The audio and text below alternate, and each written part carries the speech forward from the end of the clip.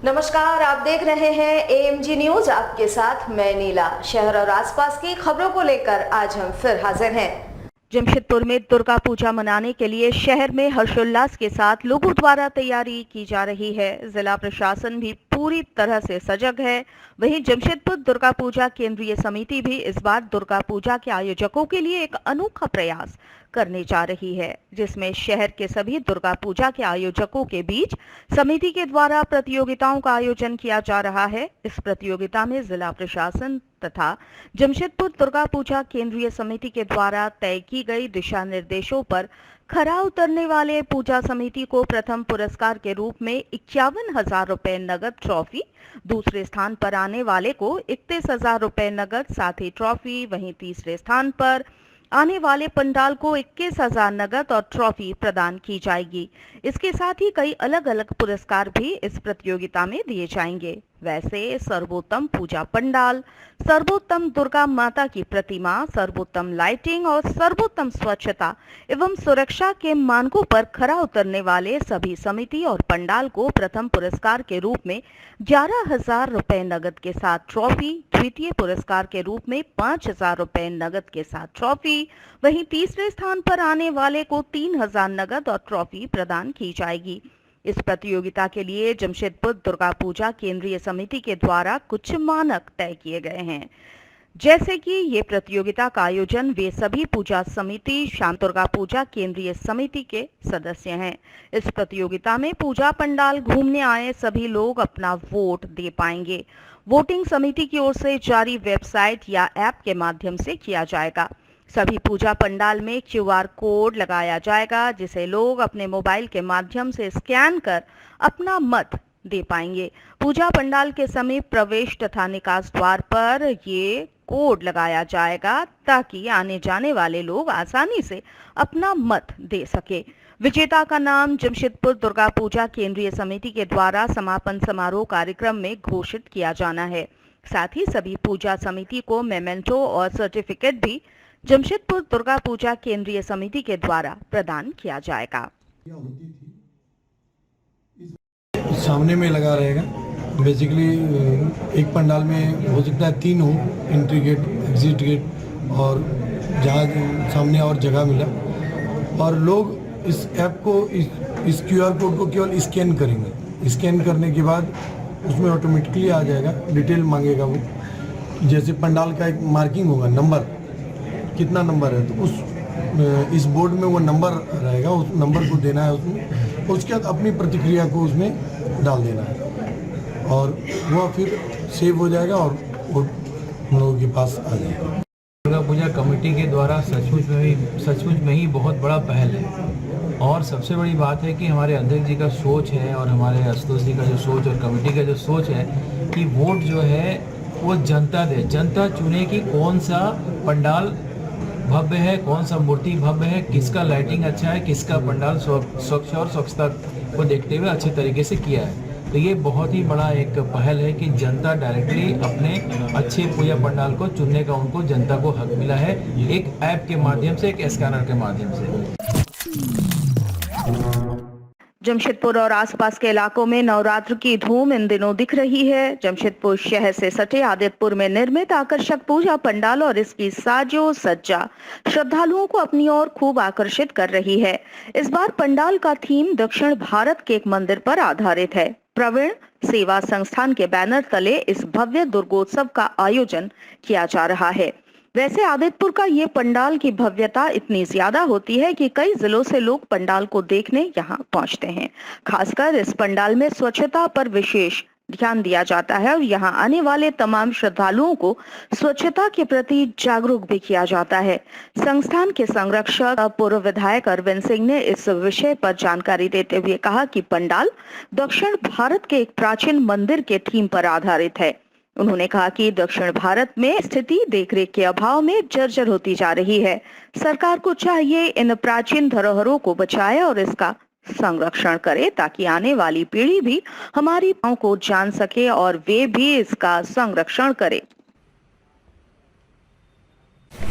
ये साउथ की मंदिर है और इसकी अवस्था बहुत खराब है। रख रखाव के अभाव में।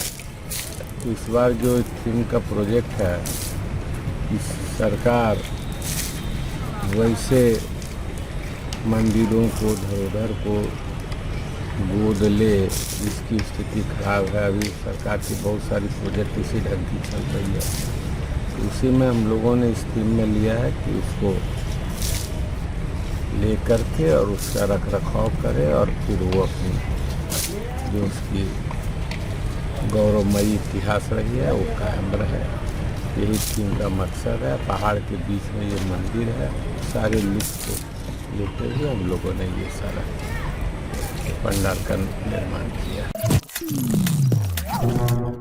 जमशेदपुर के गुलमोरी केबल टाउन स्थित अधूरे पड़े बिरला मंदिर के जीर्णोद्धार के लिए विधायक सरयू राय के नेतृत्व में साधु संतों ने मंगलवार को शंखनाद किया। इस अवसर पर विधायक सरयू राय ने कहा कि सन 1995 में इस मंदिर का निर्माण कार्य शुरू किया गया था, लेकिन केबल कंपनी के बंद हो जाने पर मंदिर निर्माण में बाधा उत्पन्न हुई। कुछ लोगों ने भी मंदिर निर्माण का प्रयास किया तो उनके साथ अनहोनी घटना घटित हो गई, जिसके बाद ये बात इस मंदिर के निर्माण में बाधा उत्पन्न कर रही है।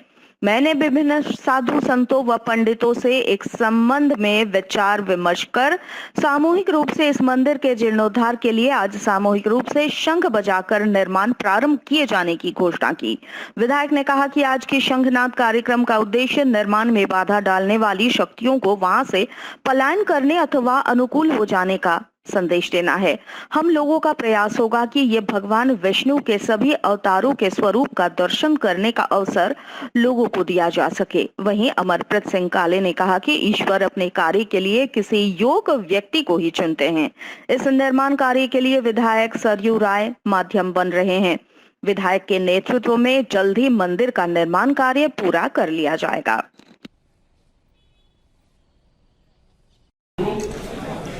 पीछे में हनुमान जी का स्थान है, वहाँ जाकर पूजा अर्चना करेंगे, उनसे आशीष लेंगे, उनसे आदेश लेंगे और तब यहाँ शंख ध्वनि करेंगे और शंख ध्वनि के साथ ही आज के इस कार्यक्रम का समापन हो जाएगा। ये बात आप लोगों के साथ रखनी थी। अब जिनको भी चलना है वो सभी वहाँ चल सकते हैं।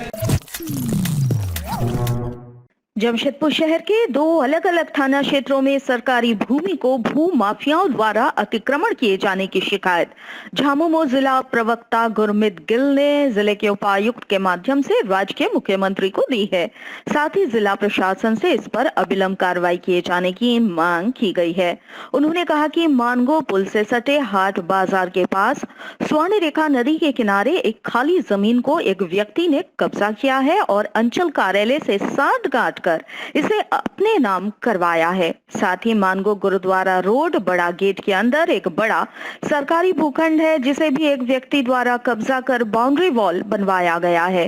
साथ ही कदमा स्थित केरला पब्लिक स्कूल गेट के समीप एक सरकारी भूखंड को एक व्यक्ति ने कब्जा कर उसमें कई दुकानें बनाई है और स्कूल छुट्टी के वक्त इन दुकानों में असामाजिक तत्व अड्डेबाजी करते हैं और स्कूल से निकलने वाले छात्राओं के साथ अभद्र व्यवहार करते हैं।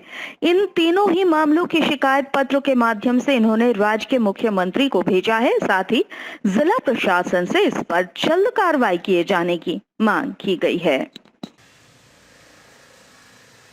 एक मसला है कि पिछले 4-5 साल से हम लगातार उनकी शिकायत की है डीसी साहब के पास में और एसडीओ साहब के यहाँ भी दिए हैं।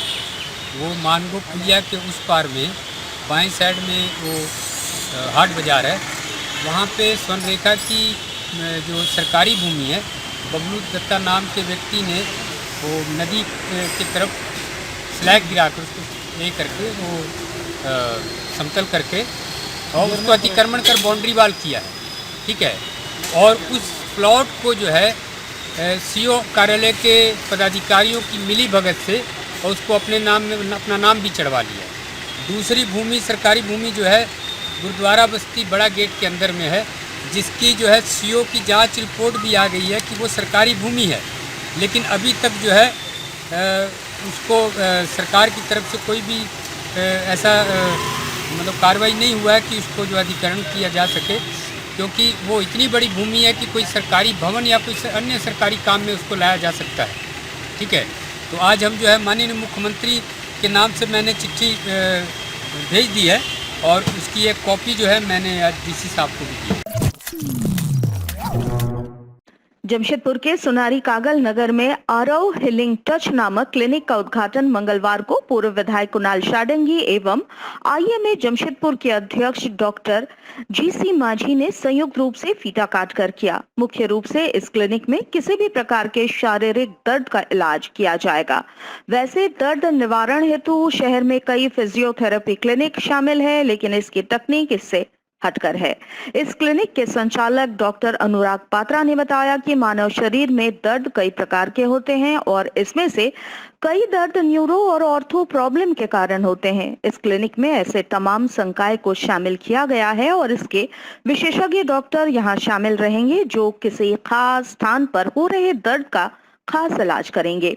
उन्होंने कहा कि उनका पूरा परिवार वर्षों से चिकित्सीय क्षेत्र से जुड़ा रहा है और अब तक के हुए अनुभव को इकट्ठा कर इस नए हीलिंग क्लिनिक की शुरुआत की गई है। और जो लाइफस्टाइल के चेंज होने के कारण जो कई तरह की समस्याओं का सामना करना पड़ रहा है, शारीरिक समस्याओं का, उससे मानसिक अवसाद भी पैदा होता है। वैसी समस्याओं को लेकर जो अनुराग पात्रा ने ये पहल की है आरव्स हीलिंग टच, जिसमें कि नेचुरोथेरेपी, जो आपके एक्यूप्रेशर होते हैं, जो अन्य तकनीक होती है, उसके साथ साथ योगा, मेडिटेशन सहित जो अन्य जितनी भी नई चिकित्सीय पद्धतियों के माध्यम से लोगों की इस तरह की समस्याओं का समाधान करने का प्रयास किया जाएगा। जिसको दर्द होता है उसको मालूम है कि दर्द क्या चीज़ है। इसलिए पेन रिलीफ सेंटर मतलब कि बहुत बड़ी चीज़ है और जिस तरह से योगा और एक्यूप्रेशर साथ ही साथ मेडिकल का भी पार्ट है, सब मिला के जो कर रहा है तो बहुत सराहनीय है, अच्छा है और आगे के दिनों में हम समझ तो बहुत मरीज को फायदा होगा। लोगों को लगता है कि हर कोई क्लिनिक ना पेन मैनेजमेंट जब भी लिख देते लगता है सिर्फ फिजियोथेरेपी की होती है, तो ऐसा बात नहीं है। हर चीज़ फिजियोथेरेपी क्लिनिक नहीं होता है, इसमें न्यूरो एंड ऑर्थो का कुछ भी, बिकॉज न्यूरो एंड ऑर्थोपेडिक्स जो हड्डी और न्यूरो मतलब ब्रेन का नर्व्स जहाँ, तो इन दोनों का एक बहुत रिलेशन है। तो उसको भी यहाँ पे हमारे न्यूरोलॉजिस्ट की भी आएंगे और यहाँ के रिनाउंड डॉक्टर्स भी प्रेजेंट है, तो लोग चेक करेंगे कि पेशेंट्स का कितना दर्द, उसका जैसे सब कुछ का पेन ट्रीटमेंट इज नॉट कि मसाज कराने गया या थेरेपी ले लिया ठीक हो जाएगा, you have to know everything in total. तो उस माध्यम से हम लोग ट्राई किए हैं कि जमशेदपुर में अभी स्टार्ट इससे कर रहे हैं सुनारी वाले क्लिनिक से, एम है कि और भी क्लिनिक्स होगा अगर हम लोग अच्छा काम कर पाए, अच्छा डिलीवरी ऑफ सर्विसेज करें। आज के लिए बस इतना ही। कल हम नए खबरों के साथ फिर हाजिर होंगे। तब तक के लिए एएमजी न्यूज की पूरी टीम को दीजिए इजाजत। नमस्कार।